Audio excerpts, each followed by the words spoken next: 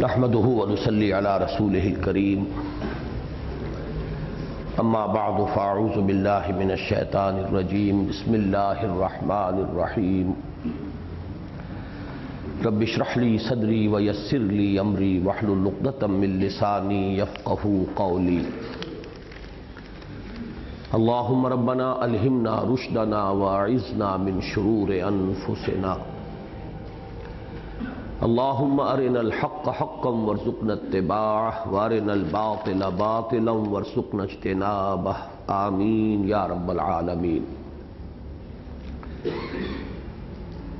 ہم نے اس موجودہ تربیت گاہ کا جو پروگرام اب تک چلتا رہا تھا کل رات تک،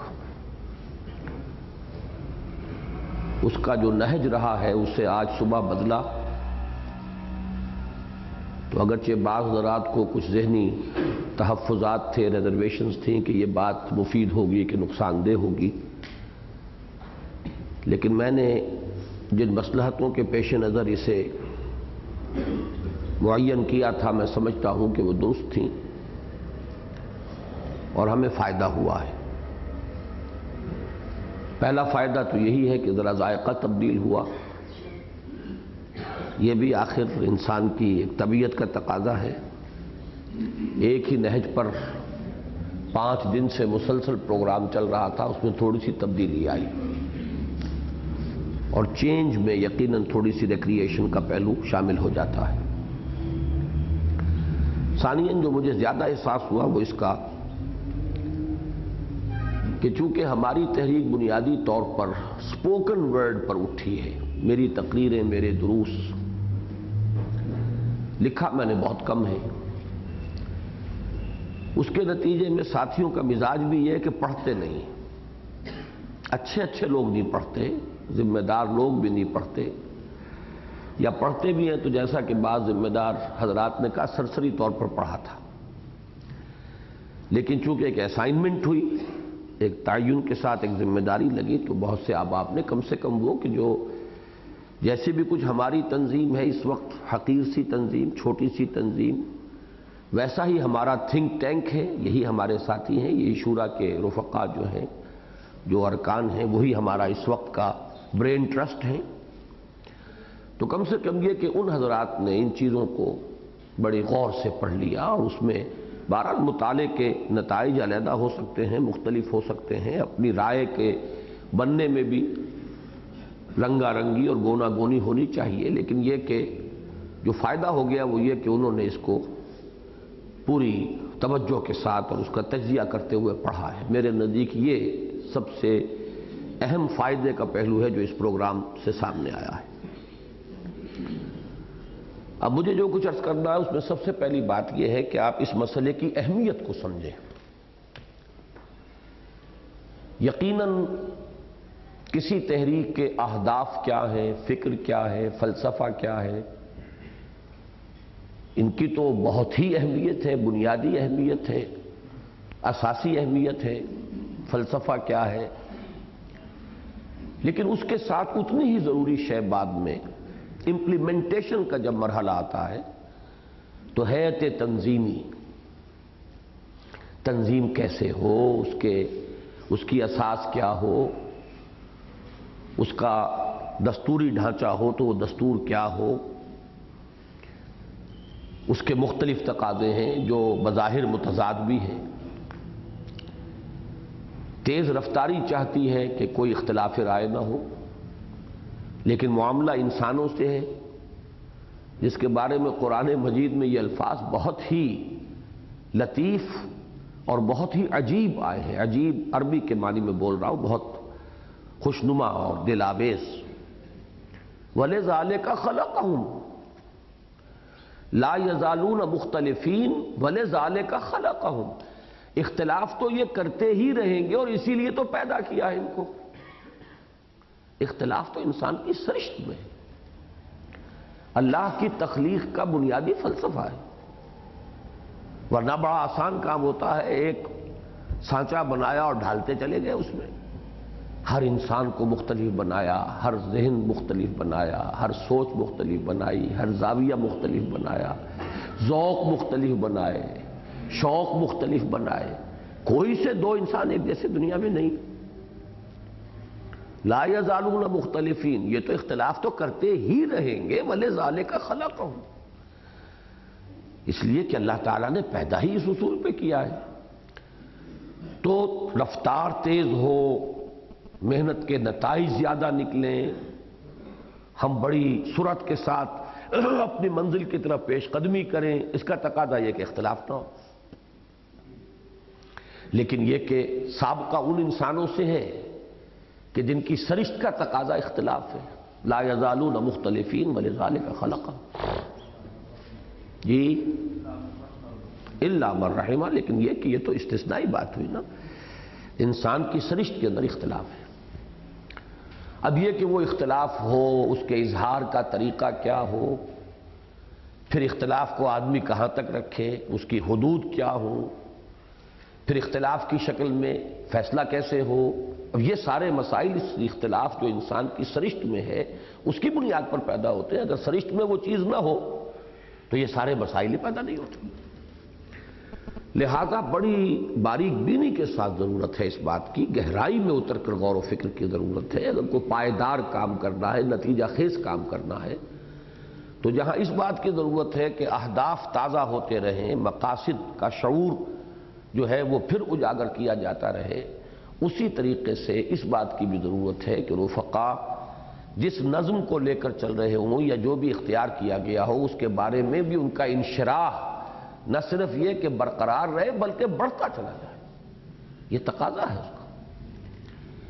اب اس میں بہت سی چیزیں آتی ہیں جو ابھی میں نے تو ایک لفظ کہا ہے کہ ایک تقاضا تیز رفتاری کا ہے کہ اختلاف نہ ہو، اور ایک ہے انسان کی سرشت، طبیعت. میں فطرت کا لفظ نہیں بول رہا، اس کو ذہن میں رکھیے گا. میرے دروس میں جو لوگ شرکت کرتے ہیں انہیں معلوم ہے کہ ان الفاظ کے استعمال میں بڑی احتیاط کی ضرورت ہے. فطرت کا تعلق ہے ہمارے روحانی وجود سے، اور سرشت یا خلقت یا طبعیت اس کا تعلق ہے ہمارے اس حیوانی وجود سے جو خاکی الاصل ہے. لہذا بڑی احتیاط کی ضرورت ہے. ہم عام طور پہ فطرت کو اس کی جگہ بول جاتے ہیں، حالانکہ فطرت کے لفظ کو فطر اللہ، وہ جو فرمایا کہ فطرت اللہ التی فطر الناس علیہا، یہ لفظ بہت مقدس ہے، اس کو بہت اونچے مقام پہ رکھنا چاہیے. سرشت ہے، اسی طریقے سے طبعیت ہے، ہماری خلقت ہے، جبلت ہے. بڑا بہتر لفظ ہے جبلت. حیوانی جبلتیں ہوتی ہیں، اینیمل انسٹنکٹس جو انسان میں بھی ہے. اب اسی کے ساتھ یہ کہ مثلا تنظیم اور تحریک، یہ دو کانسیپٹس ہیں. اسی طرح داعی اور خلیفہ، یہ دو کانسیپٹس ہیں. داعی کے مقابلے میں امیر نہیں آئے گا، خلیفہ. داعی وہ ہوتا ہے کہ جو، میں تنظیم اور تحریک کے بارے میں کچھ مزید وضاحت اس لیے نہیں کر رہا کہ وہ تو سب کے سامنے ہے، اور مولانا مودودی مرحوم کی جو تحریر آئی ہے اس نے اس کو بالکل اجاگر کر کے رکھ دیا ہے، کھول کر رکھ دیا ہے. میرا مزاج یہ ہے، جیسا کہ آپ کو معلوم ہے، میں نے ڈاکٹر برہان احمد فاروقی کی کتاب کی کتنی تعریف کی، حالانکہ نتیجے سے اختلاف ہے مجھے، لیکن یہ کہ مجدد کانسیپٹ آف توحید، واقعہ یہ کہ انہوں نے حق ادا کر دیا، اس کی تحقیق کر کے اس کے لیے جو بھی ایک ویو اس کا ہے اس کو جیسے کہ پیش کرنے کا حق تھا ویسے پیش کر دیا. اس کی تعریف کی جائے گی، نتیجے سے مجھے اختلاف ہے. تو میں مودودی صاحب کی اس تحریک کے بارے میں جو نتیجہ ہے اس کے بارے میں ابھی گفتگو نہیں کر رہا، بلکہ میں یہ کہہ رہا ہوں کہ میں اس کی اس اعتبار سے میں نے تعریف کی تھی اور اب پھر کر رہا ہوں کہ واقعتاً انہوں نے ایک چیز کو نکھار کر سامنے رکھ دیا ہے کہ یہ ہے، یہ تنظیم کا تقاضا ہے، یہ تحریک کا تقاضا ہے. تو اس میں تو تفصیل میں جانے کی ضرورت نہیں ہے، لیکن داعی اور خلیفہ سمجھ لیجئے اصل میں فرق کیا ہوتا ہے. حضرت ابو بکر صدیق سے جب کہا گیا تھا خلیفۃ المسلمین تو بڑی پیاری بات انہوں نے فرمائی کہ انا خلیفۃ رسول اللہ ہے، میں تو رسول اللہ کا خلیفہ ہوں، مسلمین کا خلیفہ نہیں ہوں. میری حیثیت کو سمجھو کہ میری حیثیت کیا ہے. اسی لیے خلافت راشدہ کے بارے میں جو میں کہا کرتا ہوں کہ یہ خلافت علی منہاج النبوہ ہے. خلافت راشدہ اس کا ایک پہلو ہے، ایک اسپیکٹ ہے، اور ایک اسپیکٹ ظاہر ہوتا ہے خلافت علی منہاج النبوہ. اس اصطلاح سے داعی وہ ہوتا ہے جس سے کسی دعوت کا آغاز ہو، وہ کھڑا ہوتا ہے ایک آدمی جبکہ کوئی اور اس کے ساتھ نہیں ہوتا، اور وہ بلاتا ہے، پکارتا ہے، اپنا ذہن، اپنا فکر، اپنی سوچ لوگوں کے سامنے رکھتا ہے، لوگ آتے ہیں ایک ایک کر کے، دو دو کر کے، وہ اس کے گرد جمع ہوتے ہیں، یہ ہے داعی۔ اس کی ایک حیثیت باقی سب سے علیحدہ ہو گئی کہ یہ داعی ہے، باقی سب مدعو ہیں۔ مدعوین میں یا لبیک کہنے والوں میں یا انصار میں، من انصاری اللہ، وہ باقی اب ناصر ہیں، مددگار ہیں۔ داعی نے جن کو بلایا جو جمع ہو گئے وہ مدعو ہیں۔ ظاہر بات ہے ایک فاعل تو باقی تو مفعول ہی ہو گئے، داعی ایک ہے باقی مدعو ہیں۔ ایک نے پکارا ہے باقی نے لبیک کہی ہے، ایک نے کہا من انصاری اللہ، دوسروں نے کہا ہم حاضر ہیں، وہ انصار ہیں، نحن انصار اللہ۔ تو اس اعتبار سے ان مدعوین میں یا انصار میں درجوں کا فرق تو ہو سکتا ہے، کوئی بہت مہذب ہو، کوئی اتنا مہذب نہ ہو، متمدن نہ ہو، کوئی بڑا عالم ہو، کوئی اتنا عالم نہ ہو، کوئی بہت فہیم ہو، ذہین ہو، ذکی ہو، دوسرا اس درجے کا نہ ہو، یہ تو ہوں گے فرق۔ اور ایک بہت نمایاں فرق ہوتا ہے، کوئی پہلے آیا ہے، کوئی بعد میں آیا ہے۔ قرآن مجید نے زیادہ اسی کو نمایاں کیا ہے۔ سورہ حدید میں بھی لا یستوی منکم من انفق من قبل الفتح وقاتل اولئک اعظم درجۃ من الذین انفقوا من بعد وقاتلوا۔ یہی وجہ ہے کہ ہمارے ہاں درجہ بندی کی گئی۔ اصحاب بدر کیا کہنے، کیا ان کا مقام، پھر یہ کہ اس کے بعد کا درجہ ہوگا تو وہ اصحاب بیعت رضوان کا ہوگا، بعد میں آنے والے ان سے نیچے رہیں گے۔ لیکن ایک چیز میں یہ سب برابر ہوتے ہیں، کانسٹیٹیوشنلی دے آر ایکول، کہ وہ بلائے گئے ہیں، آئے ہیں، ان میں سے کوئی داعی نہیں ہے۔ جیسے میں نے اسلامی ریاست کی بحث میں واضح کیا ہے کہ ایک ہے اخلاقی بات کہ آپ یہ کہیں کہ صاحب منتخب کیجئے صرف متقی لوگوں کو، ایک ہے بالکل کانسٹیٹیوشنل بنیاد، کس کو ووٹ کا حق حاصل ہے؟ تو ہر مسلمان کو ووٹ کا حق حاصل ہے۔ جب تک لیگلی وہ مسلم ہے آپ اسے ووٹ کے حق سے محروم نہیں کر سکتے۔ ہاں جس دن تکفیر ہو جائے گی ووٹ کے حق سے وہ محروم ہو جائے گا۔ وہاں بیسک شے جو ہے اسلام ہے، تقویٰ نہیں ہے۔ البتہ یہ کہ کس کو منتخب کیا جائے کس کو نہ کیا جائے آپ اس کے لیے تلقین کریں۔ تو اسی بات کو سمجھیے کہ ایک جماعت میں جو ایک داعی کی دعوت کی بنیاد پر بنتی ہے، صرف ممتاز حیثیت داعی کی ہوتی ہے، وہ اس پہلو سے کہ اس نے بلایا دوسرے جمع ہو گئے، باقی سب برابر ہیں لیگلی، کانسٹیٹیوشنلی۔ اگرچہ حفظ مراتب نہ کنی زندگی، عالم اور جاہل میں فرق ہوگا، ذہین اور غبی میں فرق ہوگا، پہلے کون آیا بعد میں کون آیا اس میں فرق ہوگا، وہ فرق و تفاوت اپنی جگہ ہے۔ لہذا بعد میں اب خلیفہ جو بنتا ہے وہ خلیفہ اس جماعت کے اندر بھی، اس ہیئت تنظیم میں بھی لوگوں کی رائے سے بنتا ہے۔ کوئی شخص بھی دوسرا اپنی ذاتی حق میں، ذاتی استحقاق میں خلیفہ نہیں بن سکتا۔ اس فرق کو ذہن میں رکھیے، داعی اور خلیفہ کا فرق۔ پھر جمہوریت یا شورائیت، میں آمریت کا لفظ یہاں استعمال نہیں کر رہا، اصل میں آمریت تو بڑی مبغوض سی شے ہے، اور وہ ایک ایسی شے ہے جس کو کوئی بھی پسندیدگی کے ساتھ اس کا نام نہیں لے سکتا۔ شورائیت، جمہوریت اور شورائیت میں فرق کیا ہے؟ جمہوریت میں اختیار جمہور کے پاس ہوتا ہے، شورائیت میں اختیار جمہور کے پاس نہیں ہوتا، مشورہ لیا جاتا ہے۔ اور بڑی پیاری بات کہی، مشورہ تو مانگا جائے تو دیا جاتا ہے۔ آپ کسی سے مشورہ مانگتے ہیں، بھائی میرا یہ مسئلہ ذرا آپ رائے دیجیے، آپ نے مشورہ مانگا کہ نہیں مانگا؟ اور المستشار و مؤتمن حدیث ہے، جس سے مشورہ طلب کیا گیا اسے ایک بہت بڑی امانت کے بوجھ تلے لے آیا گیا، بہت بڑی امانت ہے اس پر، جو ہمارے وہ بھائی کہہ رہے تھے اس وقت، بڑی پیاری بات ہے، بڑی ذمہ داری ہے۔ آپ نے ایسے دے دیا بغیر غور و فکر کیے ہوئے تو آپ نے ذمہ داری ادا نہیں کی، آپ نے اس کو لائٹلی لیا ہے، اس کے لیے ہو سکتا ہے کہ زندگی اور موت کا مسئلہ ہو۔ المستشار و مؤتمن ایک بڑی امانت کا بوجھ ہے جو اس پر آ جاتا ہے، جس پر مشورہ طلب کیا گیا۔ تو اس اعتبار سے اس کو بھی ذہن میں رکھیے کہ کبھی دنیا میں یہ تصور ہی نہیں آیا، نہ کبھی آپ کے ذہن میں آیا ہوگا کہ اب میں ان سے مشورہ مانگ بیٹھا ہوں تو اب ماننا تو مجھ پر لازم ہے۔ کبھی بھی نہیں ہوتا۔ مشورہ دینے والا اپنی ذمہ داری جیسا بھی وہ بہتر سے بہتر ادا کر سکتا ہے ادا کر کے فارغ ہوا۔ اب ماننا نہ ماننا آپ کے اختیار میں۔ تو لفظ مشورہ اپنے اندر اس پورے نظام کو رکھے ہوئے، بدقسمتی ہماری یہ ہے کہ ہم نے وہی جو بات کہی ہے، وہ جمہوریت جو ہے تو سمجھتا ہے یہ آزادی کی ہے نیلم پری، وہ نیلم پری جو ہے وہ سب کے دلوں میں بسی ہوئی ہے، لہذا وہ جمہوریت کا دور دورہ جو ہے اس کی وجہ سے وہ مذہبی ذہن بھی اس سے مسموم ہوئے۔ حالانکہ ہمارا لفظ جو ہے وہ شورائیت ہے، اور شورائیت کے ایک لفظ کے اندر ہی سارا نظام مضمر ہے کہ مشورہ دینا کسی کا حق نہیں ہوا کرتا، مشورہ لینے والے کی ضرورت ہوتی ہے، اپنی ضرورت کے تحت مشورہ طلب کرتا ہے۔ مشورہ کبھی بھی بائنڈنگ نہیں ہوا کرتا، جبکہ جمہوریت میں جو فیصلہ اکثریت کا ہوا وہ بائنڈنگ ہے۔ اگرچہ ایک استثناء ہوتا ہے، کسی جمہوریت کے نظام میں بھی یہ طے ہو سکتا ہے کہ صاحب فلاں شخص کو صدر کو ویٹو حاصل ہے، لیکن یہ کہ بنیادی طور پر کانسیپٹ وہاں یہ ہے کہ جو بیسک ممبرشپ ہے اس جمہوریت کی، جو کہ حکومت کے معاملے میں، ریاست کے معاملے میں تو سٹیزن جو ہے وہ ایک بیسک ممبرشپ ہے، سٹیزن شپ۔ کسی جماعت کے ضمن میں وہ ممبرشپ ہے، رکنیت۔ تو اختیار ان کے ہاتھ میں، وہ اپنے اختیار سے چنتے ہیں اپنے امیر کو، اپنے امراء کو، اپنی شورا کو، پھر وہ لمبا چوڑا نظام بنتا ہے۔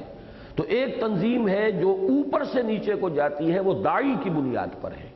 داعی پہلے ہے، اس کے ساتھ 2 جڑ گئے، 10 جڑ گئے، پھر ایک اور رو آ گئی، پھر ایک اور لہر آ گئی، پھر ایک اور آ گئے، وہ ہے اوپر سے نیچے بڑھ رہی ہے۔ اور ایک تنظیم وہ جو نیچے سے اوپر بڑھتی ہے کہ کچھ لوگ جمع ہو گئے، they are equal in their states, they are members of an organization. اب اس میں سے وہ اوپر کی طرف ڈھانچہ بنے گا، اس میں سے ان کو چنو، وہ انڈائریکٹ بھی ہو سکتی ہے، کچھ پہلے ہزار آدمی ایک ایک کو چن لیں، پھر جتنے وہ بن جائیں گے پھر وہ ان میں سے کچھ لوگوں کو چنے، وہ جیسے کہ صدر ایوب صاحب نے وہ انڈائریکٹ الیکشنز اور بیسک ڈیموکریسی کا کانسیپٹ، وہ 100 طریقے ہوں گے، لیکن جو قدر مشترک ہوگی وہ کیا ہے؟ یہ نیچے سے اوپر، وہ اوپر سے نیچے۔ اسی کے ساتھ تھوڑا سا مسئلہ جو ہے وہ بیعت اور دستور کا ہے۔ یہ در حقیقت اس کو جان لیجئے، یہ صرف ایک لفظی نزاع ہے۔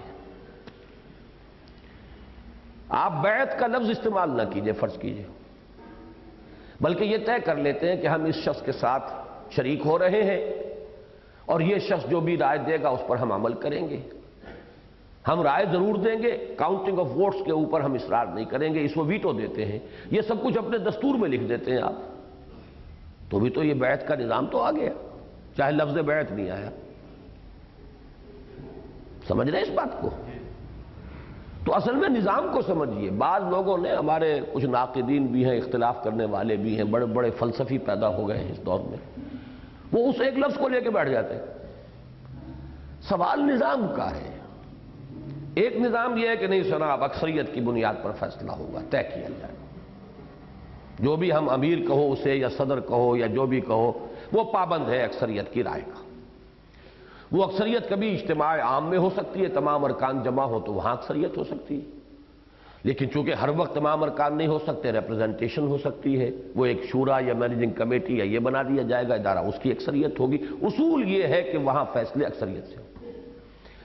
اگر آپ طے کر دیں نہیں صاحب یہ اصول نہیں، مثلاً اب آپ یہ سمجھیے کہ یہ انجمن خدام القرآن جو ہے یہ بھی تو حقیقت میں بیعت پر چل رہی ہے، اس لیے کہ اس میں طے ہے صدر مؤسس کے ہاتھ میں ویٹو ہے، تو فرق کیا رہ گیا؟ پہلے دن میں نے اس کو قائم کیا، اپنا ذہن پورا کھول کر رکھ دیا، کوئی اعتراض نہیں کر سکتا۔ اللہ کا شکر ادا کرتا ہوں، وہ آج پڑھ بھی لیں گے آپ چیزیں، کہ اسی وقت ذہن بالکل واضح تھا۔ مجھ پر اللہ کا یہ بڑا کرم ہوا ہے کہ میں نے کچی عمر میں کام شروع نہیں کیا۔ میں نے یہ جائزہ لیا ہے جن لوگوں نے کچی عمر میں کام شروع کیا ہے وہ بہت جلد حادثوں سے دوچار ہو گئے۔ مولانا ابوالکلام آزاد آغاز کر بیٹھے جبکہ 24 برس کی عمر تھی کل، 1888 میں پیدا ہوئے، 1912 میں الہلال نکالا، 1913 میں 25 برس کی عمر میں حزب اللہ قائم کر لی اور بیعت لی۔ شخصیت بڑی زبردست تھی، ذہانت، فطانت، جینیس، تو لوگ بڑے بڑے ان کے پاس آ گئے. لیکن یہ عمر کا مسئلہ بھی بہت اہم ہے. حتی اذا بلغ اشدہ وبلغ 40 سنة قال رب اوزعنی ان اشکر نعمتک التی انعمت علی وعلی والدی. تو بہت بڑی بات ہے یہ. قرآن مجید میں یوں ہی کوئی لفظ نہیں آتا. حتی اذا بلغ اشدہ کہنا کافی تھا. وبلغ 40 سنة کیوں آیا یہ؟ اشارہ کر دیا گیا کہ نفسیاتی پختگی کی عمر 40 برس ہے. ایکسیپشنز ہو سکتی ہیں. حضرت عیسیٰ ایکسیپشن تھے، حضرت یحییٰ ایکسیپشن تھے، وہ ایکسیپشنل ہی رہے ہیں پھر پوری زندگی. وہ عام لوگوں کے مانند ان میں سے کوئی بھی نہیں تھا، نہ حضرت عیسیٰ نہ حضرت یحییٰ. تو ایکسیپشنز پروو دی رول. تو مجھ پر اللہ کا بڑا فضل ہوا ہے. 72 میں انجمن قائم کی ہے میں نے، جب میں پورے 40 برس سے بھی اوپر ہو چکا تھا قمری اعتبار سے. اسی لیے میں جو کہا کرتا ہوں میرا ذہن اس وقت پختہ ہو چکا تھا، میری سوچ جو ہے میچور ہو چکی تھی. یہی وجہ ہے کہ مجھے اللہ کے فضل و کرم سے کہیں کوئی پچھتاوا نہیں ہوا کہ میں اس وقت یہ لکھ بیٹھا، اس وقت یہ کر دیا. شاذ تو کہیں نہ کہیں معاملہ ہوگا ہی. کسی ایک وقت کی ریڈنگ جو ہے مستقبل کے بارے میں وہ ہو سکتا ہے اس میں کچھ صورتحال کچھ مختلف ظاہر ہو جائے. لیکن جہاں تک صغرا کبرا میری فکر اور سوچ کا ہے وہ الحمدللہ پورا میچور. اور تنظیم تو کام ہوئی تو میں 43 کا تھا، بلکہ یوں سمجھیے 44 45 قبری حساب سے اگر شمار کریں گے. تو یہ اللہ کا مجھ پر بڑا فضل ہے، بڑا کرم ہے اس کا. اس کے بڑے احسانات میں سے جلد بازی نہیں کی. لہذا جب انجمن قائم کی اسی وقت کھول کر لکھ دیا یہ میرا ذہن ہے. میں جمہوریت کا قائل نہیں ہوں. جسے آنا ہے 5000 روپے دینے ہیں وہ یہ دیکھ کر دے. لیکن ہے وہ دستور.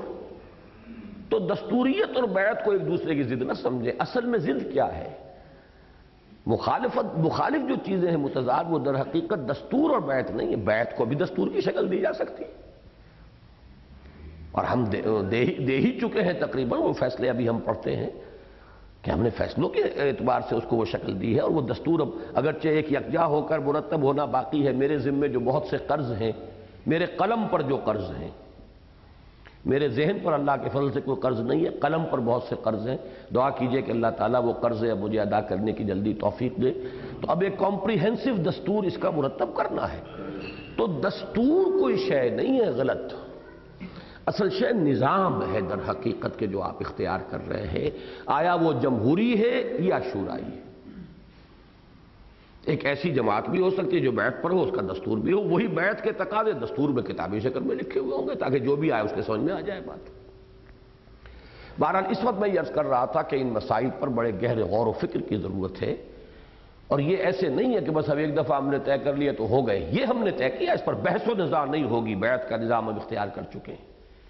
لیکن ہمارے اس پر اطمینان، جیسے حضرت ابراہیم نے جب کہا تھا کہ رب ارنی کیف تحیی الموتی، اللہ نے فرمایا ولم تؤمن، تو ہاتھ جوڑ دیے. بلا ولکن لیطمئن قلبی. ٹھیک ہے میں مانتا ہوں، یقین ہے، ایمان ہے، لیکن ذرا دل کا اطمینان مجھے مزید درکار ہے. تو اس کے لیے ہمیں خود کوشش کرنی چاہیے کہ رفقا کے ذہن اور کھلیں اور واضح ہوں. یہ نہ ہو کہ مجبوراً سمجھ رہے ہو کہ ہم نے ایک نظام اختیار کیا ہے. اس میں بھی زیادہ سے زیادہ اعلیٰ وجہ البصیرت کی کیفیت پیدا کرنا ضروری ہے. اچھا اب یہ کہ اس مسئلے میں مجھے وہ شعر یاد آ رہا ہے کہ کس طرف جاؤں، کدھر دیکھوں، کسے آواز دوں، اے ہجوم نامرادی دل بہت گھبرائے ہے. بڑا پیارا شعر ہے.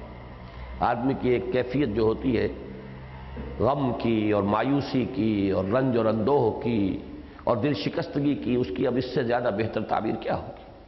کس طرف جاؤں، کدھر دیکھوں، کسے آواز دوں، اے ہجوم نامرادی دل بہت گھبرائے. یا یہ نامرادی نہ کہیے، نا امیدی کہہ لیجیے. اے ہجوم نا امیدی دل بہت گھبرائے. تو اب ہم کہاں سے مثال لائیں؟ میری دقت یہ رہی ہے کہ میں نے مثال لی حضور صلی اللہ علیہ وسلم اور آپ کے صحابہ کی جماعت. جماعت تو آئیڈیل ہمارے لیے وہ ہے. اب اس میں گڑبڑ یہ ہو جاتی ہے کہ وہ تو رسول تھے، گویا تم بھی رسول ہونا چاہتے ہو. لیکن یہ کہ اور کہاں جائیں ہم؟ آئیڈیل تو ہمارا وہی ہے. نظم جماعت بھی وہیں سے لینا پڑے گا. وہ شعر میں نے کئی دفعہ پڑھا ہے اس موضوع پر کہ زاہد شراب پینے دے مسجد میں بیٹھ کر، یا پھر وہ جگہ بتا کہ جہاں پر خدا نہ ہو. تو ظاہر بات ہے کہ ہم کہاں جائیں اور کہاں سے لیں. بہرحال اس کو چھوڑیے. تو اس وقت جو کنٹمپریری ہے ہماری سوچ کا تو مرکز و محور وہی ہونا چاہیے. نصوص کتاب اللہ کے، سنت و سیرت کے، حدیث کے آثار اور اخبار کے، پھر آگے تعامل امت، اتقیاء صلحاء جو تحریکیں اٹھیں. کوئی ہم ہی تو نہیں آج ٹپک پڑے آسمان سے. کہتے ہیں اگلے زمانے میں کوئی میر بھی تھا. پچھلی صدی میں تحریکیں اٹھیں، پہلے اٹھیں. پہلی صدی کی تحریکیں، پچھلی صدی کی تحریکیں. پہلی صدی میں حضرت حسین اٹھے، حضرت عبداللہ ابن زبیر اٹھے، نفس زکیہ اٹھے، حضرت زید اٹھے رضی اللہ تعالی عنہم وارضاہم اجمعین. پھر یہ کہ پچھلی صدی میں مہدی سلانی اٹھے، سنوسی اٹھے. سب سے بڑی تحریک خود ہمارے اپنے گھر کی، بر عظیم پاک و ہند کی تحریک شہیدین. لیکن ایک ضرورت یہ بھی ہوتی ہے کہ کانٹمپریری ہم عصر تحریکوں اور جماعتوں میں بھی کوئی مثال ملے. اب اس کے لیے اب میں ایک ایک کر کے بات آپ کے سامنے رکھ رہا ہوں. ذرا بات تھوڑی سی تلخ بھی ہے اس میں. صرف دو جماعتیں ہمارے سامنے آتی ہیں کہ جن کو کہا جا سکتا ہے کہ وہ جماعتیں بھی ہیں، تحریکیں بھی ہیں. باقی جتنی مذہبی جماعتیں ہیں اس وقت ہمارے ہاں نصف درجن ہیں کہ وہ کتنی بھی ہیں، ان کے بارے میں ایک لفظ میں کہا کرتا ہوں کہ وہ علماء کی ٹریڈ یونینز ہیں. اپنے اپنے مسلکوں کی بنیاد پر ہیں، اور ہوتا ہے ہر ایک کو حق ہے اپنے حقوق کا. مسجدوں پر حملے بھی ہوتے ایک دوسرے پر اور قبضے بھی ہوتے، تو اس کا بھی تحفظ ضروری ہے.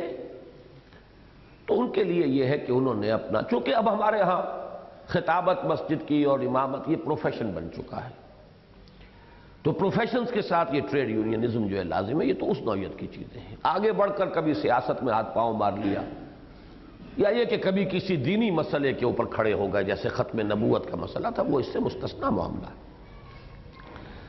باقی تحریکیں دو ہیں. ایک ہے تبلیغی جماعت کی تحریک، لیکن بدقسمتی سے وہ انقلابی ہدف نہیں ہے اس کا، نمبر ایک. اس لیے گویا کہ ہمارے لیے وہ مثال نہیں بنتی. نمبر دو یہ ہے کہ اس کا اوپر کیا ڈھانچہ ہے یہ ہمیں معلوم نہیں. اگرچہ ایک یونٹ جب ان کی بنتی ہے جسے وہ جماعت کہتے ہیں، جماعت نکلی، جماعت نکالو، اتنی جماعتیں نکلیں اس اجتماع سے، اس کا یونٹ جو وہ بناتے ہیں وہ تو اسی ہمارے ذہن کے مطابق ہے. بالکل بات ہے. ایک امیر، اس کی اطاعت، مشورہ مانگے تو ضرور دے دو، اس کو ذمہ داری سمجھو، دل میں بھی دعا نہ کرو کہ ضرور تمہارا مشورہ مانا جائے. ڈرتے رہو کہ کہیں میرے مشورے کی وجہ سے امیر کے فیصلے میں کوئی ٹیڑھ ہو گئی تو میں اللہ کے ہاں پکڑا جاؤں گا. باقی حکم اس کا ماننا ہے. وہ 40 دن وہ امیر ہے. تو ایک محدود پیمانے پر تو ان کا نظام بالکل صحیح ہے، 100% درست ہے. کتاب اللہ اور سنت رسول کے نصوص کے مطابق ہے، دین کے مزاج کے ساتھ مطابقت رکھنے والا. لیکن یہ تو ایک عارضی تشکیل ہوتی ہے، چاہے وہ 1 سال کی جماعت ہو وہ بھی عارضی ہے، اور وہ چلے کی ہے تب بھی، اور 3 دن کی ہے تب بھی. اوپر کیا نظام ہے یہ مجھے معلوم نہیں. اس لیے کہ جو ان کے ہاں انتخاب ہوتا ہے، پھر بس مولانا الیاس صاحب کے بعد جو ہوا وہ کیسے ہوا، پھر یہ کہ ان کے صاحبزادے مولانا یوسف صاحب کے بعد پھر جو اب تیسرے ہیں یہ امیر انعام الحسن صاحب، ان کا کیسے ہوا. بیعت وہاں ہوتی ہے لیکن وہ بیعت ارشاد ہے صرف. سب لوگ بیعت ارشاد میں مولانا انعام الحسن صاحب سے مرید نہیں ہیں، کچھ لوگ ہوتے. تو اوپر ڈھانچہ کیا ہے مجھے معلوم نہیں. لیکن چونکہ اس اعتبار سے زیادہ تحقیق و تفتیش بھی ہم نے نہیں کی کہ ان کا تو ہدف ہی انقلابی نہیں ہے، تو اب ہم زیادہ اس میں کیا چھان بین کریں. ملک سے باہر دیکھتے ہیں تو صرف اخوان نظر آتی ہے ایک تحریک، جو تحریک ہے جس کا ہدف وہ یہ احیائی تحریک ہے. اس کے بارے میں ہمیں یہ معلوم ہے کہ آغاز بھی بیعت سے ہوا تھا، اور اب بھی کچھ بیعت ہی کا ڈھانچہ ہے. تفصیلات معلوم نہیں کیونکہ ایک مرکزی نظم اب ان کا نہیں رہا ہے، بہت سے گروپس کی شکل میں کام کر رہے ہیں. بہرحال ہر گروپ کا کیا نظام ہے اس کی تفصیل ہم نے کوشش بھی کہ معلوم ہو، مثلا یہ کہ بعض اخوانیوں سے میں نے امریکہ میں جو ایکٹیو ہے پوچھنا بھی چاہا تو انہوں نے اسے کچھ اس طریقے سے چھپایا جیسے کہ کوئی بہت خفیہ شے ہے. تو واللہ عالم، میں اب زیادہ تو مزید میں تحقیق نہیں کرنا چاہتا تھا. تو میں اس کو اصل میں بائی پروسیس آف ایلیمینیشن لے کر آ رہا ہوں کہ ہمارے پاس نظیر کے لیے اس وقت صرف اور صرف جماعت اسلامی ہے. کوئی شک نہیں کہ ایک جماعت ہے، موجود ہے، اس کا شہرہ ہے، اس کے نظم کا، اس کی ڈسپلن کا، اس کے یہ ساری چیزیں، اور اس نے اتنا بڑا ٹیسٹ جو ہے تنظیم کے مضبوط ہونے کا ٹیسٹ، تو اس نے بہت بڑے بڑے امتحانات جو ہے وہ پاس کیے. ضیاء الحق صاحب نے سب کو توڑ دیا سوائے اس کے، اور کسی مذہبی جماعت کو جوڑا نہیں رہنے دیا. جمعیت علماء اسلام کے 2 ٹکڑے کرا دیے، جمعیت اہل حدیث کے 2 ٹکڑے کرا دیے. ویسے جے یو پی کے بھی بظاہر 2 ٹکڑے نہیں ہوئے، حقیقت میں تو ہو گئے، اس لیے کہ بڑے بڑے لوگ ان کا ساتھ چھوڑ گئے. لیکن جماعت اسلامی میں 2 ذہن تو رہے، 2 ٹکڑے نہیں ہوئے. تو ہمارے لیے بہت ضروری ہے، یہ ہمارے لیے ایک ریفرنس کی چیز ہے، ہمارے لیے غور و فکر کے لیے ایک مواد فراہم کرتی ہے. اس لیے ہے اس کے اس ساری تاریخ کا بھی مطالعہ. اور پھر یہ جو اچانک مولانا کی یہ رائے آئی، مفصل اندازہ تو تھا، میں نے ہمیشہ کہا کہ مولانا کا ذہن یہی تھا، لیکن کسی وجہ سے بروئے کار نہیں آ سکا.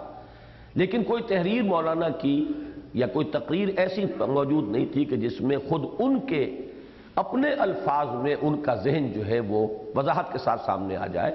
یہی وجہ جیسے میرے علم میں آیا میں نے فوراً چھاپ دیا اس کو، اور میں نے چاہا کہ ہمارے تمام رفقا پڑھیں. یہ مسئلہ ہے ہمارا، میں نے لکھا ہے اس کے نوٹ میں کہ یہ تو اس ہر تحریک کا مسئلہ ہے جو اس ہدف کے لیے اٹھے گی، اور سب کو سوچنا چاہیے اگر اس کے اندر ہمیں کوئی رہنمائی ملتی ہے، روشنی ملتی ہے، تو الحکمت ضالۃ المومن هو حق بها حیث وجدها. حکمت اور دانائی کی بات تو مومن کی گمشدہ متاع کے مانند ہے، وہ اس کا زیادہ حقدار ہے جہاں بھی کہیں پائے. اس لیے کہ مولانا مودودی کی تقریر ہے ہم اس سے نظر انداز بھی کر دیں تو یہ تو بات ٹھیک نہیں ہے، ہمیں سوچنا ہے. تو یہ ہے در حقیقت پورا پس منظر. اب یہ کہ ہم نے جو راستہ اختیار کیا ہے اب تک، اس کی تاریخ کو بھی آپ سمجھ لیں اور نوٹ کر لیں. پہلی بات یہ کہ جماعت اسلامی سے علیحدگی کے تقریباً فوراً بعد، پہلے میں کہیں سن 58 کہتا رہا ہوں، اور آج میں نے جب دیکھا جائزہ لیا تو میں نے ایک جگہ سن 59 لکھا ہے، اور یہی زیادہ صحیح ہے. ہوا اصل میں یہ تھا کہ جب جماعت سے ہم علیحدہ ہو گئے تو اب اس فکر میں تھے، سوچ میں تھے کہ کہیں سے کوئی نئی تنظیم، تحریک. یہاں شمال میں تو ہم نے کافی سر توڑ کر محنتیں کر لیں، بڑی بڑی شخصیتیں تھیں، بھاری بھرکم، مولانا اصلاحی، مولانا عبدالغفار حسن، مولانا عبدالرحیم اشرف، مولانا عبدالجبار غازی. تو پہلی تو کوشش یہیں رہی. 2 سال تو میں اسی صحرائے تیہ کے اندر بھٹکتا رہا کہ کہیں ان میں سے کوئی اٹھے کھڑا ہو، لیکن پھر مایوس ہو گیا. اچانک ڈاکٹر عثمانی صاحب تشریف لائے میرے پاس. انہوں نے کہا کہ اب میں بھی مطلب صبح اور شام دونوں وقت اگر سر کھپاؤں گا مریضوں کے ساتھ، اور تم بھی یہاں پر بیٹھ کے یہی دھندا کرو گے تو پھر یہ آگے کام ہوگا کیسے؟ تو کراچی آؤ، ایک کامن مطلب ہو جائے گا. صبح میں بیٹھوں گا تو شام فارغ ہو جائے گی میری، شام کو تم بیٹھو تو صبح تمہاری فارغ ہوگی. کچھ پڑھیں، لکھیں، سمجھیں، غور کریں. تو گاڑی کو دوبارہ چلانا کہ نہیں چلانا؟ میں نے فوراً اپنی ساری بساط لپیٹی. یہ ضرور تھا کہ میں نے کہا کہ میں وہاں آ کے فیصلہ کروں گا، میں وہاں ایک دفعہ دیکھ لوں. میں نے دیکھا جا کر ان کا مطلب جو ہے بہت کراؤڈڈ، بہت ہی پاپولر پریکٹیشنر تھے وہ.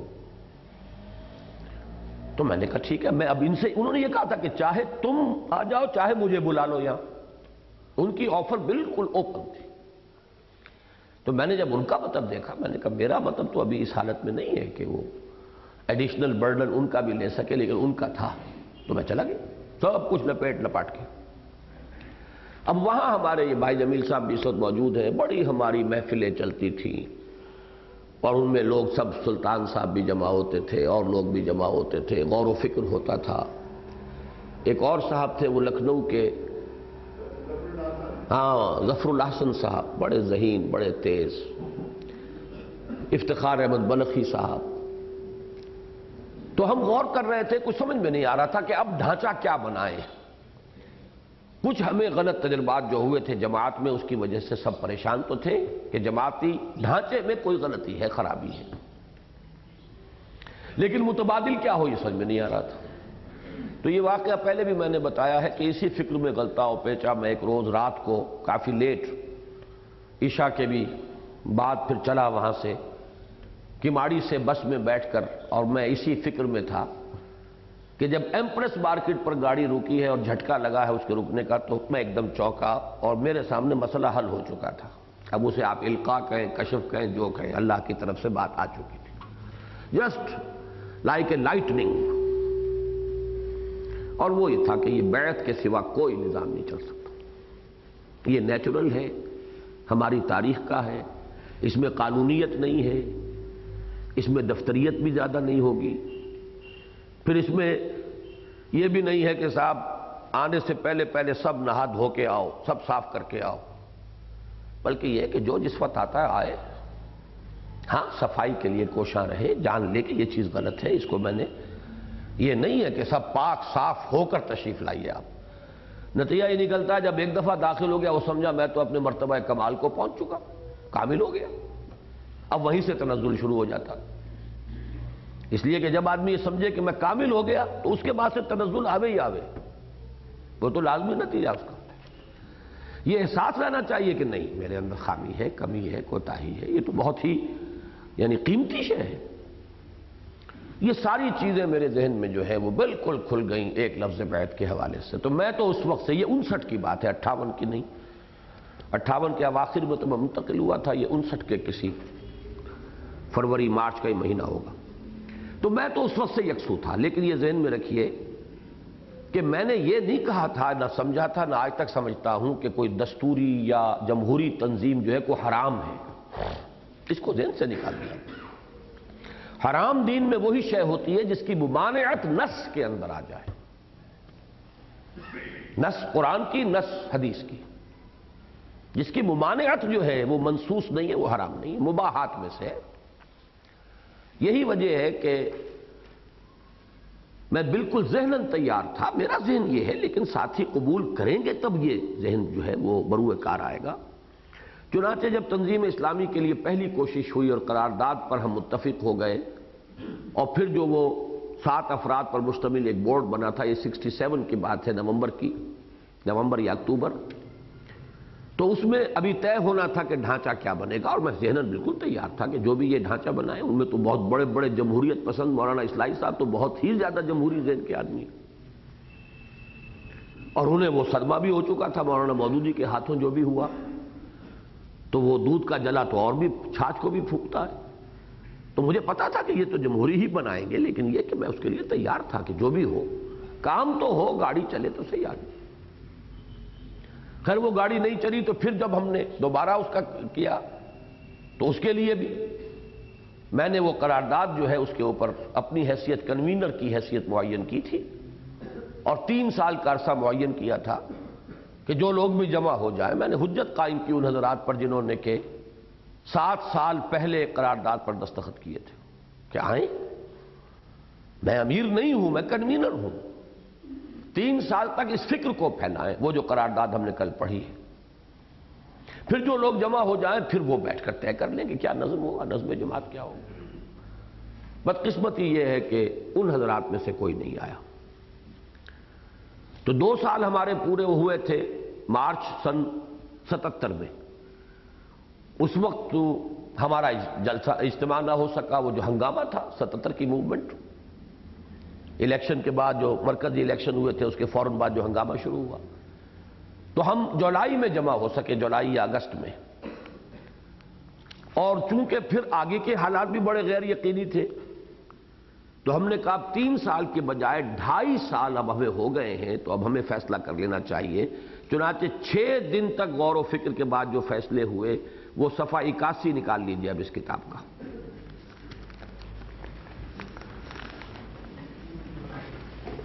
یہ کتاب آپ سب حضرات ایک ایک حرف پڑھیں، اس کا لے کر جائیں، اور رفقائے تنظیم میں سے تمام نقبا یہ اہتمام کے ساتھ دیکھیں کہ ہر رفیق اس کو پڑھ لے۔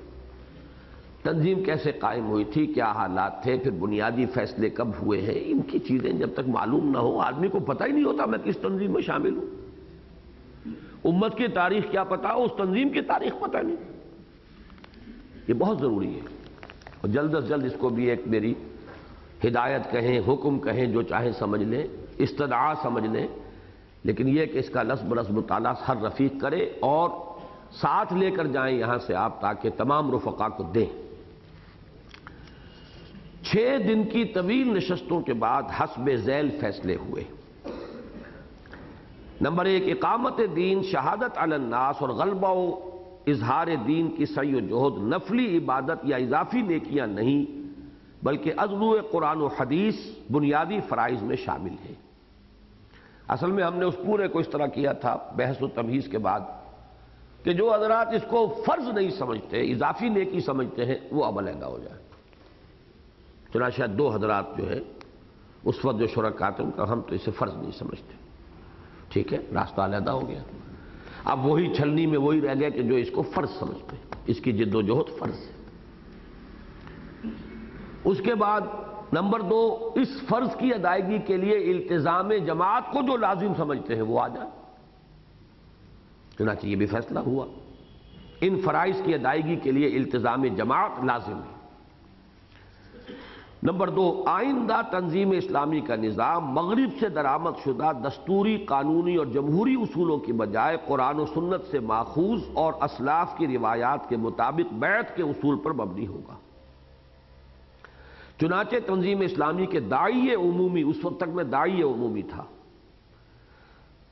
آج کے بعد سے امیر تنظیم اسلامی ہوں گے، اور تنظیم میں داخلہ ان کے ساتھ طاعت فی المعروف کی بیعت کا شخصی رابطہ استوار کرنے سے ہوگا۔ یہ شخصی کا لفظ کیوں ایڈ کیا گیا ہے یہ بعد میں واضح ہوگا کہ ایک بیعت دستور کی بھی ہو سکتی ہے۔ اصل میں اوتھ آف ایلیجینس کا تعلق ہے کہ میں کس سے وفاداری کا عہد کر رہا ہوں، آیا ایک شخص سے یا ایک دستور سے۔ ایک شخصی بیعت، ایک دستوری بیعت بھی ہو سکتی ہے، یہ بعد میں آئے گی بات، اس لیے یہاں پہ لفظ شخصی۔ اور وہ بحیثیت امیر تنظیم اسلامی اپنے فرائض امرہم شورا بینہم اور شاورہم فی الامر فاذا عزمت فتوکل علی اللہ کی قرآنی ہدایات کے مطابق ادا کریں گے۔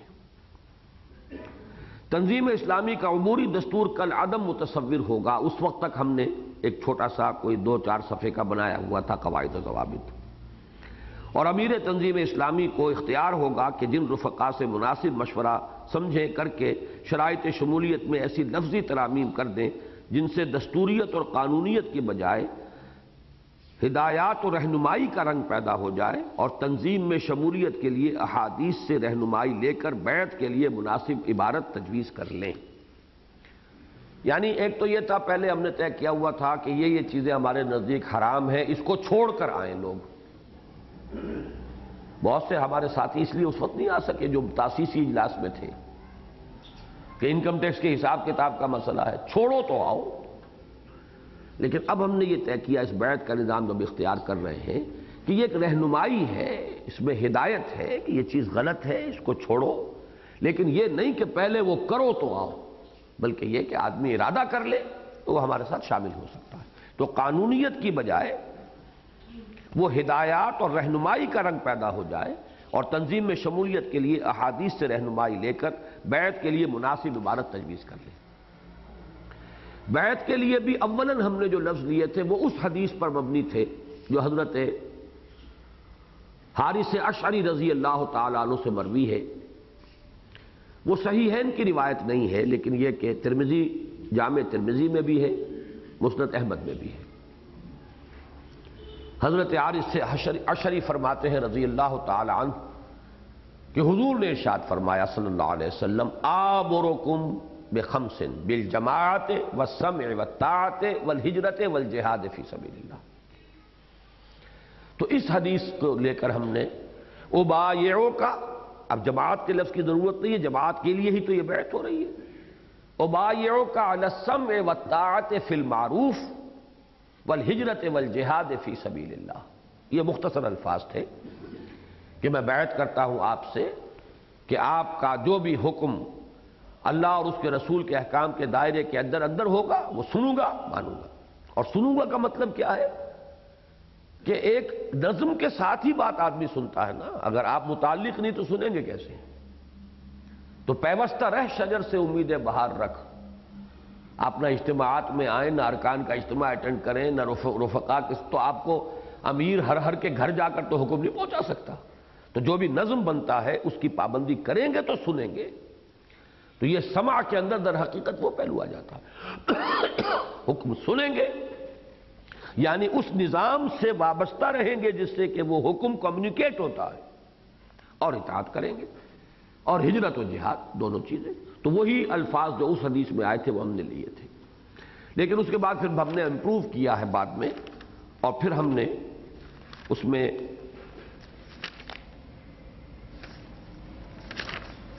وہ جو آج کل الفاظ ہیں ہمارے جو کہ متفق علیہ روایت ہے، بخاری اور مسلم دونوں نے اس حدیث کو صحیح قرار دیا سند کے اعتبار سے، اب یہ سب سے اونچا درجہ ہے، اس سے پھر ہم نے یہ اپنے جو بیعت کے الفاظ ہیں وہ اب اخذ کیے ہیں۔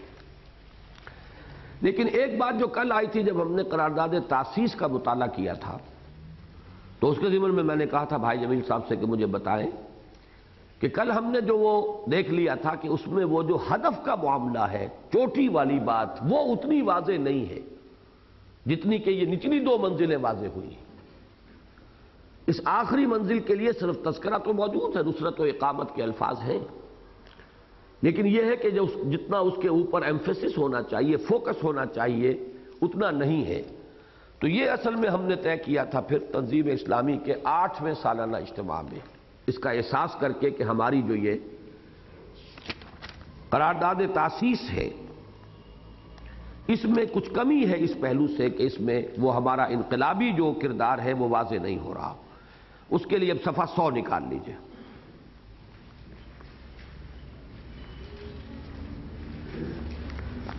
یہ بے کے تحت جو عبارت درج ہے اس کو پڑھ لیں۔ تنظیم اسلامی میں شمولیت کے لیے بیعت کی اساس اگرچہ 10 سال قبل اختیار کر لی گئی تھی،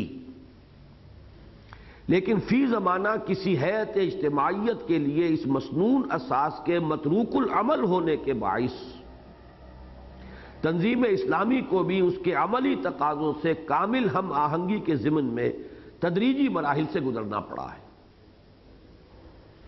یعنی یہ کہ پورا کا پورا وہ تصور ہم بھی ایک دم نہیں لا سکے، بہرحال ہم بھی اسی فضا میں سانس لے رہے ہیں، ہمیں لوگوں سے بھی آنکھیں چار کرنی ہے، ہمیں لوگوں سے بات کرنی ہے، لہذا وہ اتنا بڑا فیصلہ بیعت، تو بیعت بھی مجھ جیسے شخص کی بیعت جو نہ کہیں فارغ التحصیل ہے، نہ کسی بڑے سلسلہ تصوف کا کوئی وہ وہاں پر کوئی خلیفہ مجاز ہے، اس سے بیعت۔ تو ہمیں بھی واقعہ یہ ہے کہ فیصلہ تو ہم نے کر لیا تھا جولائی اگست 77 میں، پھر اس کا اعلان بھی ہم نے 1-1.5 سال کیا نہیں،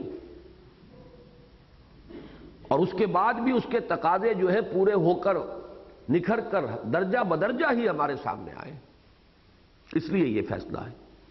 تنظیم اسلامی میں شمولیت کے لیے بیعت کی اساس اگرچہ 10 سال قبل اختیار کر لی گئی تھی، لیکن فی زمانہ کسی ہیئت اجتماعیہ کے لیے اس مسنون اساس کے متروک العمل ہونے کے باعث تنظیم اسلامی کو بھی اس کے عملی تقاضوں سے کامل ہم آہنگی کے ضمن میں تدریجی مراحل سے گزرنا پڑا ہے۔ اس ضمن میں اگرچہ متعدد فیصلے مختلف اوقات میں کیے جاتے رہے ہیں، لیکن ان کو باضابطہ ضبط تحریر میں نہیں لایا گیا۔ اب تک بھی وہ یکجا ہو کر کسی باقاعدہ کتاب کی شکل میں نہیں آئے، جو انشاءاللہ اب ہو جائے گا، آپ دعا کریں۔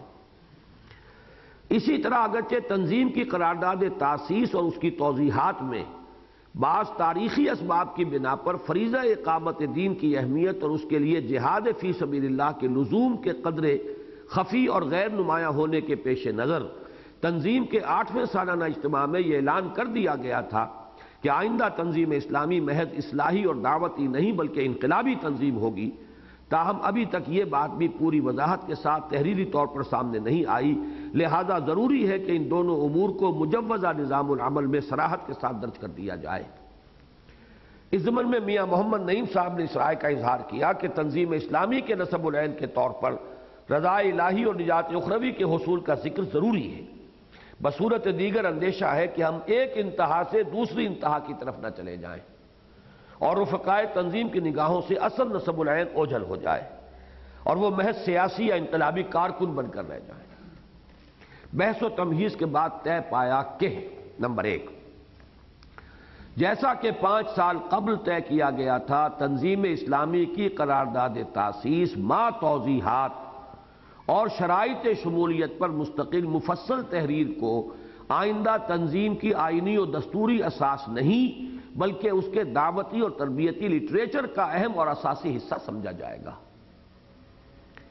نمبر 2، 5 سال قبل کے اس فیصلے کی توثیق بھی کی جاتی ہے کہ تنظیم کو انقلابی خطوط پر چلایا جائے گا، چنانچہ مجودہ نظام العمل کی پہلی دفعہ یہ ہوگی، تنظیم اسلامی کے قیام کا مقصد قرآن و سنت کی اصطلاح میں اقامت دین اور اعلاء کلمت اللہ کے لیے جہاد فی سبیل اللہ اور عام فہم الفاظ میں حکومت الہیہ کے قیام یا اسلامی انقلاب برپا کرنے کے لیے منظم جد و جہد کرنا ہے۔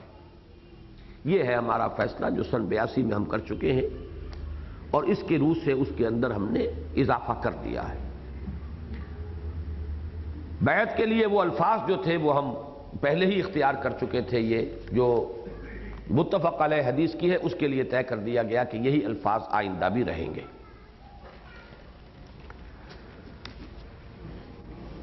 اب ہمیں جو مطالعہ کرنی ہے چیزیں وہ نوٹ کر لیجئے۔ ایک تو مارچ سن 89 کے پرچے میں صفحہ 11 سے صفحہ 19 تک،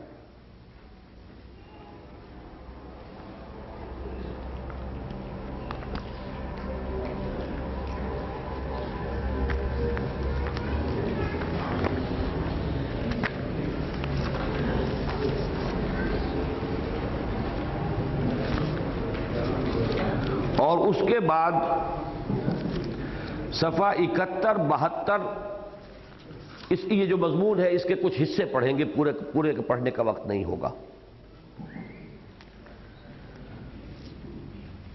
اور دوسرے نقض غزل کا باب سوم، یہ میثاق جنوری سن 90 صفحہ 57 سے صفحہ 69 تک، اور اس کے بعد پھر مجھے اسے کنکلوڈ کرنا ہے مولانا مودودی کی اس تقریر کے پس منظر میں۔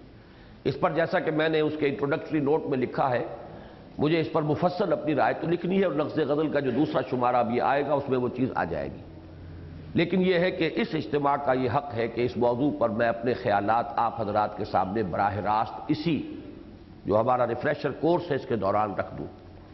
لہذا اب ہمیں ضرورت ہے وقت کی۔ ایک تو یہ ہے کہ آج پھر عصر اور مغرب کے درمیان کی نشست بھی ہماری ہوگی، پھر مغرب سے عشاء اللہ نے چاہا تو مغرب سے عشاء میں مکمل کر لیں گے، ورنہ ضرورت ہوئی تو پھر عشاء کے بعد والی نشست بھی۔ کچھ آپ کے سوالات کے جوابات بھی مجھے دینے ہیں اور کچھ یہ مطالعہ بھی مکمل کرنا ہے، تو اس کے لیے اب آپ حضرات ذہناً تیار ہو جائیں۔ سبحانک اللہم و بحمدک نشہد ان لا الہ الا انت نستغفرک۔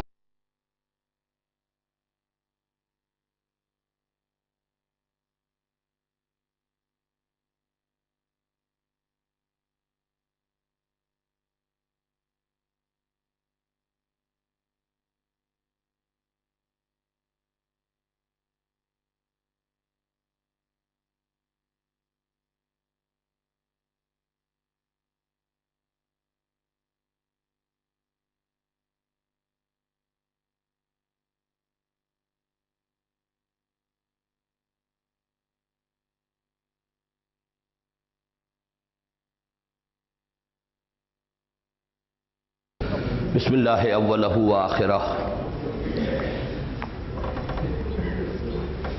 ہم نے صبح کے سیشن میں وہ عبارت تو پڑھ لی تھی کہ جو سن 88 کی مارچ کی ہماری ایک مجلس مشاورت میں جو اس کا اعلان کیا گیا تھا کہ اب ہم اگرچہ کافی عرصہ ہوا کہ ہم نے بیعت کے نظام کو اصولاً اختیار کر لیا ہے، لیکن اب اس سے عملاً زیادہ سے زیادہ ہم آہنگ اپنے آپ کو بنا رہے ہیں۔ اسی کے ضمن میں ایک نظام مشاورت کا جو ہم نے فیصلہ کیا تھا کہ تنظیم اسلامی میں مشاورت کس کس لیول پر ہے اور کس نہج سے ہے، میں یہ سمجھتا ہوں کہ اس کا بھی مطالعہ جو ہے اسی چونکہ شورا میں ہم نے یہ فیصلہ کیا تھا اور وہ اس کتاب میں موجود ہے تو اس کو بھی سمجھ لیں۔ یہ صفحہ 102 سے بحث شروع ہوتی ہے کہ مشاورتی نظام کے بارے میں کئی نشستوں پر محیط طویل بحث ہوئی۔ اس کے بعد یہ کہ مختلف حضرات کی آراء کا تذکرہ کر کے اب صفحہ 103 کے وسط میں دیکھیے، اس بحث و تمہیز کے بعد حسب ذیل فیصلے کیے گئے۔ یہ ہے اب ہمارا نظام مشاورت۔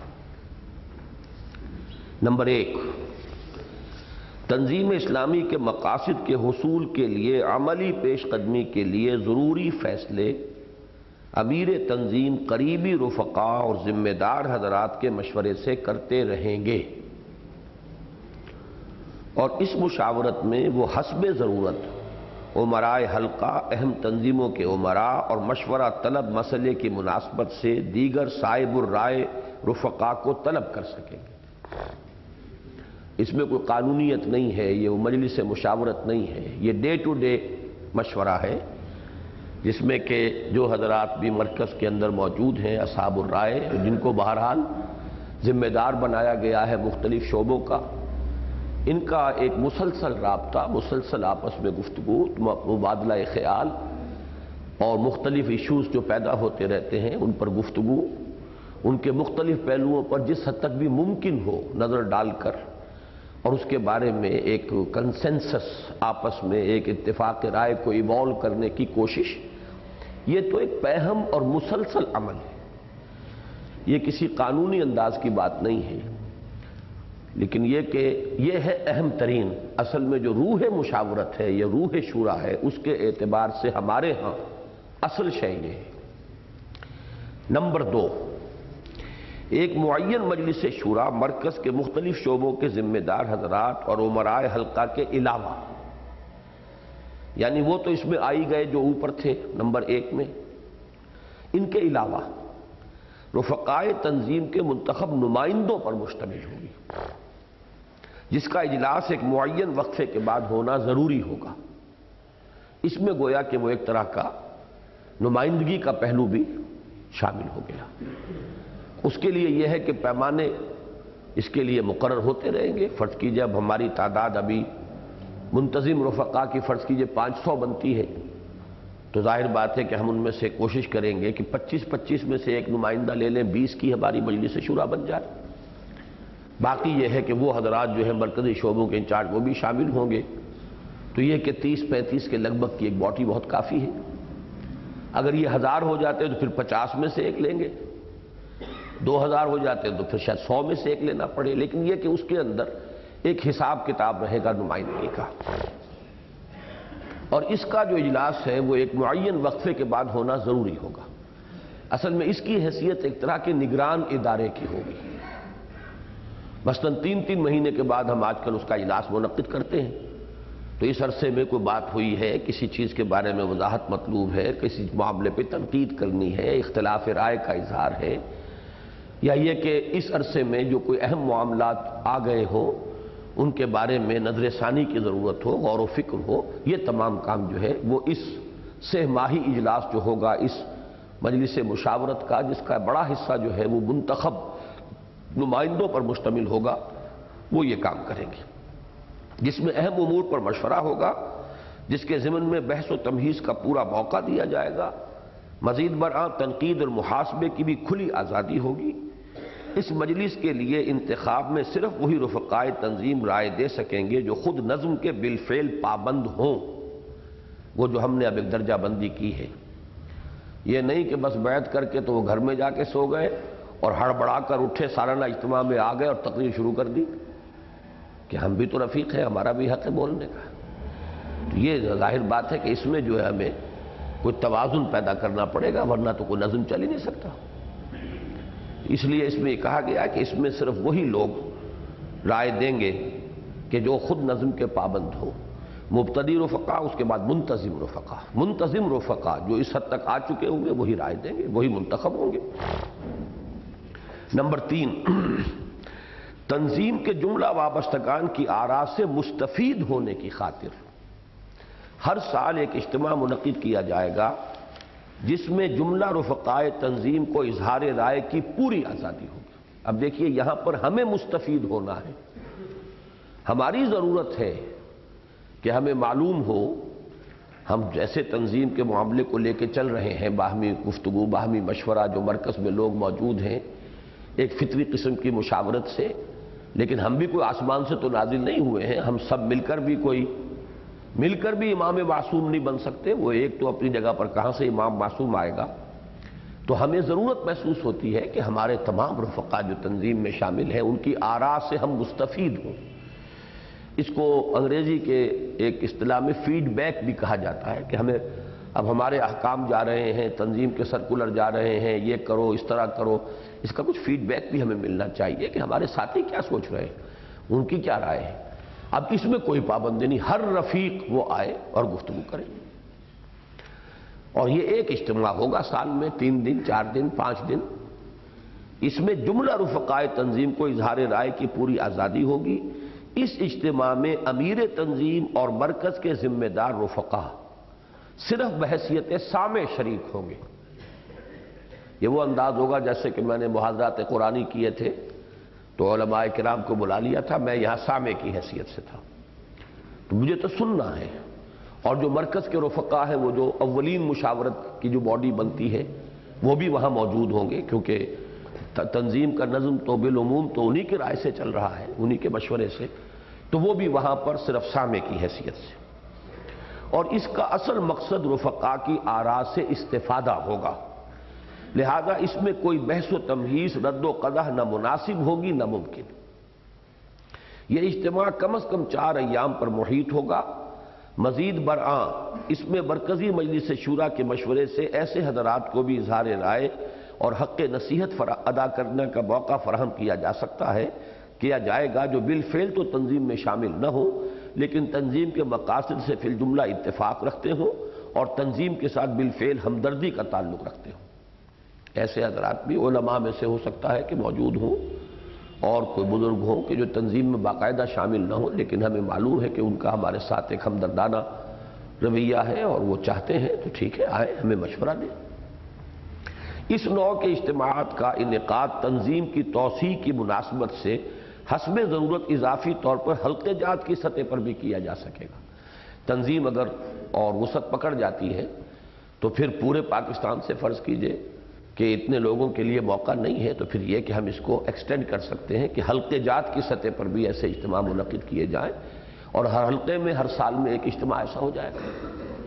اس لیے کہ فلسفہ یہی ہے کہ ہماری ضرورت ہے کہ ہمیں رائے معلوم ہو، مشورہ ہم تک پہنچے، لوگوں کی آراء سے ہم مستفید ہوں، چلانا ہمیں ہے، اور جو لوگ بھی یہاں پر مرکز کے شعبوں کے ذمہ دار ہیں یا یہاں پر ایک مرکزی ٹیم جو ہم ایوالو کرنے کی کوشش کر رہے ہیں، اب ہماری کوشش ہے، آپ حضرات کے علم میں ہوگا کہ جو نمایاں ہمارے ساتھی ہیں وہ جس طرح بھی ہو وہ اب فارغ ہو، پری میچور ریٹائرمنٹ لے کے آ جائے۔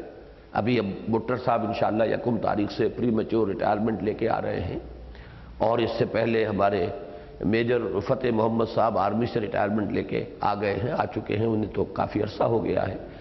تو اب ظاہر بات ہے جب تک اہم اور ذمہ دار لوگ جو ہیں وہ فارغ نہیں ہوں گے اور ہم وقتی طور پر اویلیبل نہیں ہوں گے تنظیم کو، تو پھر یہ کہ گاڑی کیسے چلے گی آگے۔ اب آپ ملازم تو رکھ سکتے ہیں، آپ اشتہار دیجئے اور 100 آدمی کر رکھ لیجئے، لیکن ان کا وہ مقام تو نہیں ہوتا نا۔ تنظیم کے بھی بالکل نووارد لوگ ہیں، انہیں فرض کیجئے وہ یہ قربانی دیں بھی، تو انہیں تو ابھی تربیت کے مراحل میں سے